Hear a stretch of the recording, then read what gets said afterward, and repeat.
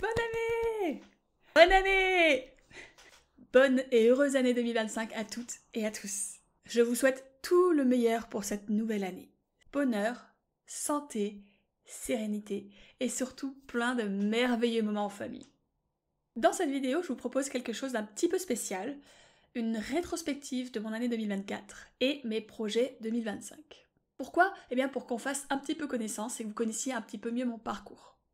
Ma reconversion, mes apprentissages, mes défis, et surtout comment ça peut vous aider et vous inspirer dans votre propre expérience de la maternité.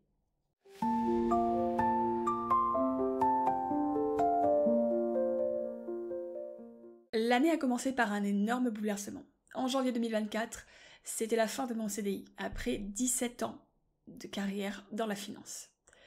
Alors c'était quelque chose d'assez bouleversant, mais que j'avais déjà commencé à préparer, et j'étais déjà prête dans ma tête à me lancer dans de nouveaux défis et dans une nouvelle vie. Même si c'était une situation très bouleversante juste après mon burn-out, je savais que je voulais changer et que j'avais besoin de construire quelque chose qui avait beaucoup plus de sens pour moi. Donc au cours du premier trimestre 2024, j'ai cherché une formation qui pourrait m'amener vers ce projet. Et ce projet, c'est de devenir accompagnante périnatale. C'est un métier qui m'attire profondément parce qu'il allie l'accompagnement, l'écoute et le soutien des mamans.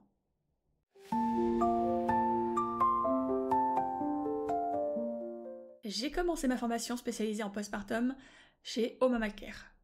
Et ça a été une période pour moi très intense, à la fois parce que les cours étaient très denses et très rapides, c'est une formation qui dure à peu près 5-6 mois, et aussi parce que j'ai pu faire partie d'un petit groupe qui était extrêmement soudé, extrêmement bienveillant et qui m'a tellement apporté, c'était vraiment une très grande richesse de cette formation, j'ai adoré ça. On avait également tous les mois à peu près un live où on pouvait partager avec nos formateurs, nos formatrices principalement. Et ça a été vraiment une très grande valeur ajoutée, des très grands moments d'apprentissage, de partage et de connexion.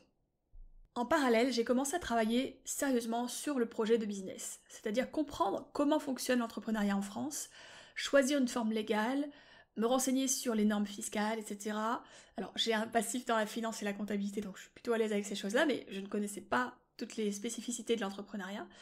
Et également, chercher comment je pouvais réellement me rendre utile auprès des futures mamans que j'allais accompagner.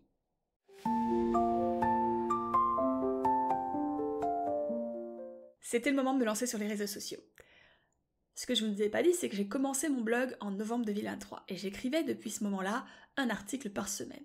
Mais pour augmenter ma visibilité, pour me faire connaître et pour aller au-devant des futures mamans et connaître mon public, j'ai commencé à animer des nouveaux réseaux sociaux. J'ai ouvert un compte Instagram et j'ai découvert tout un nouvel univers de contenu. Quels mots-clés choisir? Quels posts publier? Comment créer une communauté? Comment communiquer et comment connecter avec une communauté? C'était à la fois passionnant et un vrai challenge. Ce sont des choses que je découvrais complètement et qui m'ont vraiment beaucoup plu, tant dans leur complexité que dans leur richesse. J'ai également suivi 2 autres formations justement pour m'y aider. Ces formations m'ont vraiment aidé à structurer ma présence en ligne, ma façon de parler, ma façon de communiquer, et c'est aussi comme ça que je me suis lancée à faire des premières vidéos sur Instagram. N'allez pas les voir, elles sont très gênantes aujourd'hui, mais il faut bien un début à quelque chose. Et c'est grâce à ces formations que j'ai compris aussi que être accompagnante périnatale, c'était aussi être businesswoman. Il fallait que j'apprenne à être entrepreneuse, marketeuse et créatrice de contenu. Et ça, c'est 3 métiers que je connaissais pas du tout. En plus du métier d'accompagnatrice périnatale.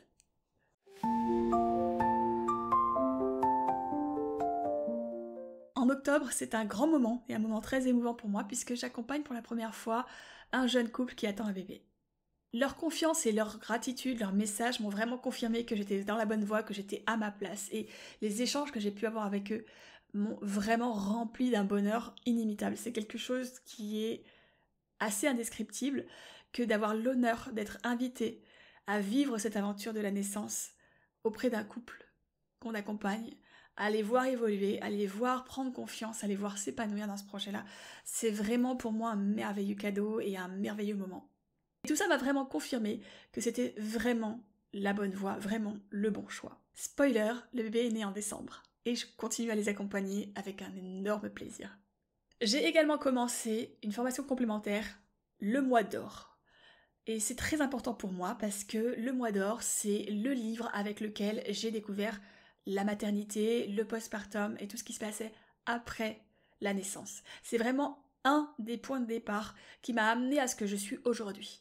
J'ai choisi cette formation notamment parce que j'y ai retrouvé des formateurs qui sont pour moi des pointures immenses du domaine périnatal et qui m'ont accompagnée notamment quand je regardais les émissions des maternelles, quand je me renseignais dans mes lectures, notamment tout le monde connaît l'immense Bernadette de Gasquet et évidemment Ingrid Baillot, celle qui a inventé le concept de la dégestation.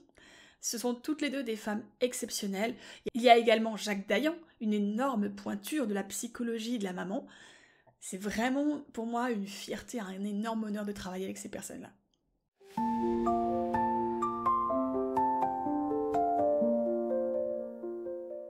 Cette année, 2025, mon objectif est clair. Développer ma visibilité pour aider et toucher un maximum de mamans et les accompagner vers un postpartum épanoui, serein et confiant. Ça passe par mon blog, que j'ai créé en 2023, mamanvabien.com, par mon compte Instagram, mamanvabien-blog, mais évidemment aussi par cette chaîne YouTube qui est née tout récemment, en novembre 2024, et sur laquelle vous me regardez probablement en ce moment. J'ai encore beaucoup de choses à apprendre, et tous vos retours, tous vos commentaires m'aident énormément à me motiver et à progresser petit à petit, donc merci pour ça.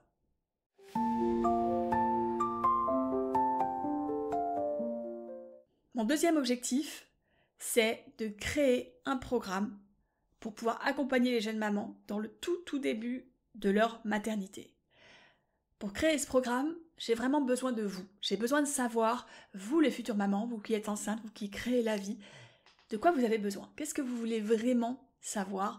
Quelles sont les questions que vous vous posez? Qu'est-ce que je peux vous apporter comme réponse, comme sérénité?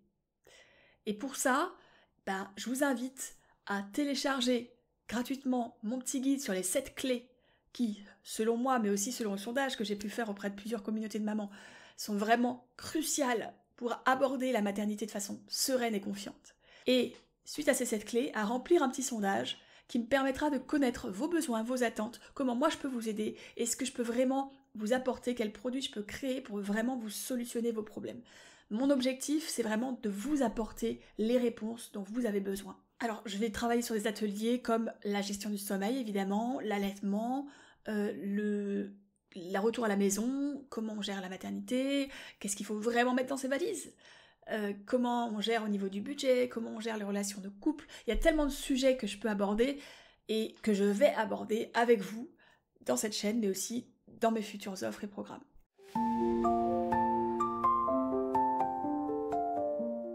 Et troisième point qui est pour moi le plus important, c'est de continuer à prendre soin de ma santé mentale et physique en 2025, comme j'ai commencé à le faire en 2024. En 2023, j'ai vécu un burn-out. Je me suis effondrée mentalement, physiquement, ma santé a complètement périclité, les parties en sucette de façon brutale.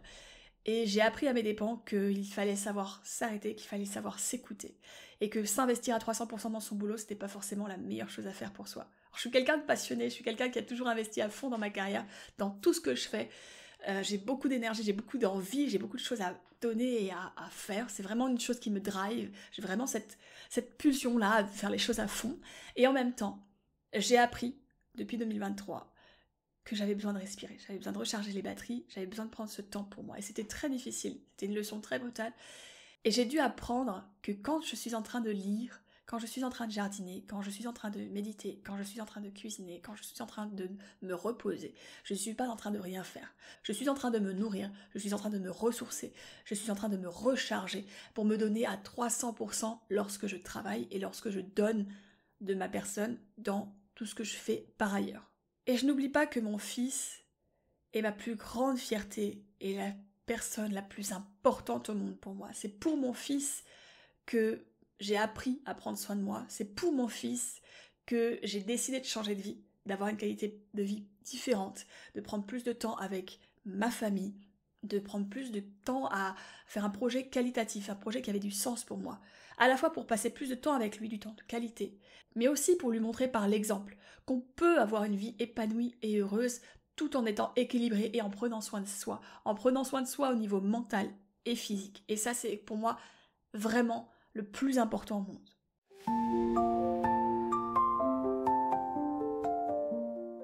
2025, c'est aussi l'année où vous êtes partie prenante de mon aventure.